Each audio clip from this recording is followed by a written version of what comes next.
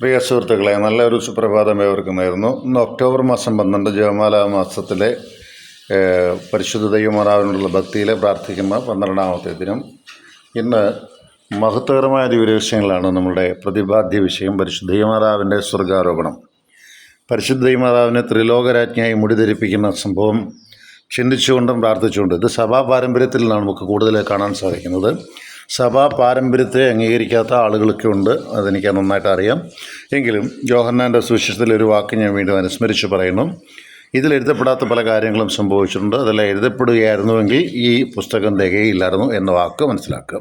എന്നിട്ട് എപ്പോഴെങ്കിലും ഇന്ന് ഈ ജപമാല രഹസ്യം ചൊല്ലാനുള്ള സമയമോ സാഹചര്യമോ കിട്ടുന്നുണ്ട് എങ്കിൽ വെളിപാടിൻ്റെ പുസ്തകം 12ാം അധ്യായം 1-2 വാക്യങ്ങൾ വായിക്കുന്നതും 1 കൊരിന്ത്യർ 15-ാം അധ്യായം സമയമുണ്ടെങ്കിൽ വായിക്കുന്നതും മരിച്ചവരുടെ പുനരുദ്ധാനത്തെക്കുറിച്ച് പറയുന്ന ഒരു സംഭവമാണത്. അതോടൊപ്പം തന്നെ ഏനോക്ക് ഉൽപ്പത്തി പുസ്തകത്തിൻ്റെ 5-ാം അധ്യായം 24-ാം വാക്യം. പിന്നെ ഏലിയയുടെ ജീവിതത്തിലെ ഒരു പ്രധാനപ്പെട്ട കാര്യം 2 രാജാക്കന്മാർ 2 മുതൽ 11 വരെയുള്ള വാക്യം. സങ്കീർത്തനം 45:6. ഇങ്ങനെ ചില ദൈവവാക്യങ്ങളൊക്കെ ഒന്ന് വായിക്കുന്നത് നല്ലതാണ്. എന്ന് വെച്ചാൽ ലോകത്തിൽ ജീവിക്കുകയും ശരീരത്തോടൊപ്പം തന്നെ ഉടലോടുകൂടി സ്വർഗത്തിലേക്ക് ആവഹിക്കപ്പെടുകയും ചെയ്ത ആളുകൾ ഉണ്ട്. അതുകൊണ്ടാണ് മാതാവിനെ സ്വർഗാരോപണം എന്ന് പറയുന്നത്. സ്വർഗാരോഹണവും സ്വർഗാരോപണവും വ്യത്യാസമുണ്ട്. അങ്ങനെ പരിശുദ്ധ ദൈവമാതാവിനെ പോലെ തന്നെ സ്വർഗത്തിലേക്ക് ജീവനോടെ അല്ലെങ്കിൽ ഉടലോടെ എടുക്കപ്പെട്ട വ്യക്തികളുണ്ട് എന്നത് വിശുദ്ധ ബൈബിള് സാക്ഷീകരിക്കുന്നുണ്ട്.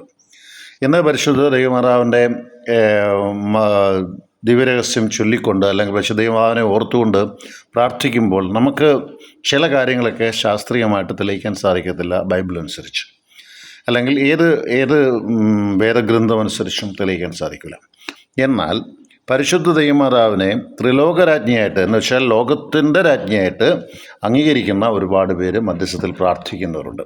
അവർക്കേവർക്കും ഇന്ന് പരിശുദ്ധ അമ്മയുടെ മധ്യസ്ഥത്തിൽ പ്രാർത്ഥിക്കുവാൻ സാധിക്കട്ടെ. മഹത്വകരമായ ദിവ്യരഹസ്യമാണ്. മഹത്വകരമായ ദിവ്യരഹസ്യത്തിൻ്റെ പ്രത്യേകത എന്താണെന്ന് ചോദിച്ചാൽ, പരിശുദ്ധ ദൈവമാതാവിനെ എത്രത്തോളം ദൈവികമായിട്ട് ഉയർത്തി കാണിക്കാൻ സാധിക്കുന്നു, അതോടൊപ്പം തന്നെ യേശുവിനെയും എത്രത്തോളം യേശുവിൻ്റെ പ്രവർത്തനങ്ങൾ എത്രത്തോളം മനുഷ്യ സമുദായത്തിന് അല്ലെങ്കിൽ മനുഷ്യ സമൂഹത്തിന് നന്മയായിരുന്നു, ഇതൊക്കെ ഉയർത്തിക്കാട്ടുന്നതാണ് മഹത്വകരമായ ദിവ്യരഹസ്യങ്ങളുടെ പ്രത്യേകത. അതുകൊണ്ട് ഇന്ന് യേശുക്രിസ്തുദിതനായ യേശുക്രിസ്തുവിൻ്റെ സാന്നിധ്യത്തിൽ പരിശുദ്ധ ദൈവമാതാവും ഉണ്ട്. ആ ദൈവമാതാവിൻ്റെ മധ്യസ്ഥത്തിൽ പ്രാർത്ഥിക്കുവാൻ ഏവർക്കും സാധിക്കട്ടെ എന്ന് പ്രാർത്ഥനാപൂർവ്വം ആശംസിക്കുകയാണ്. ഇനിയും ഈ സ്വർഗാരോപണത്തിൻ്റെ 1-2 തലങ്ങൾ, അത് നമ്മൾ പരകായ പ്രവേശനം വായിച്ചിട്ടുണ്ടാവാൻ ചിലരൊക്കെ. നമുക്കിപ്പോൾ ഈ ശരീരത്തിലായിരിക്കുമ്പം തന്നെ, അത് ഇന്ത്യൻ ട്രഡീഷനിലാണ് ഏറ്റവും കൂടുതൽ മനസ്സിലായി. TM മാന്തു എഴുതിയിട്ടുണ്ട്. പരകായ പ്രവേശനം എന്ന് വെച്ചാൽ ഞാനിപ്പോൾ ഇവിടെ ഇരിക്കുകയാണ്.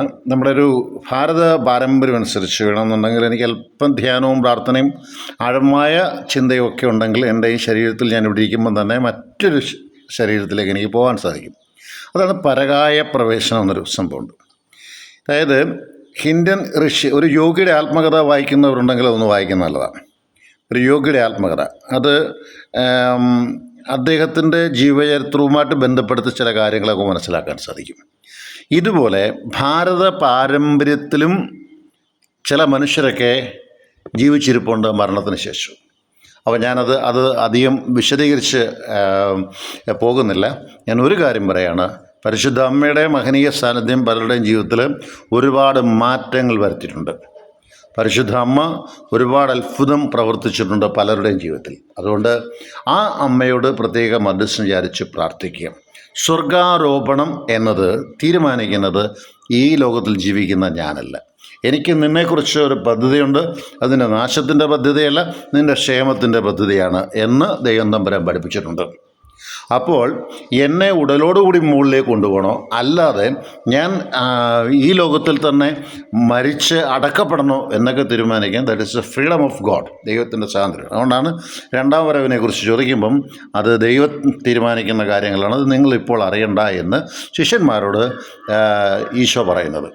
ഇപ്പോഴാണോ ലോകത്തിൻ്റെ രാജ്യം സ്ഥാപിക്കുന്നത് എന്ന് ചോദിച്ചപ്പോൾ ശിഷ്യന്മാരോട് ഈശോ പറഞ്ഞ വാക്കാണ്, അത് നിങ്ങൾ അറിയണ്ട, അത് പിതാവാം ദൈവം തീരുമാനിക്കുന്ന സമയത്ത് നടക്കും.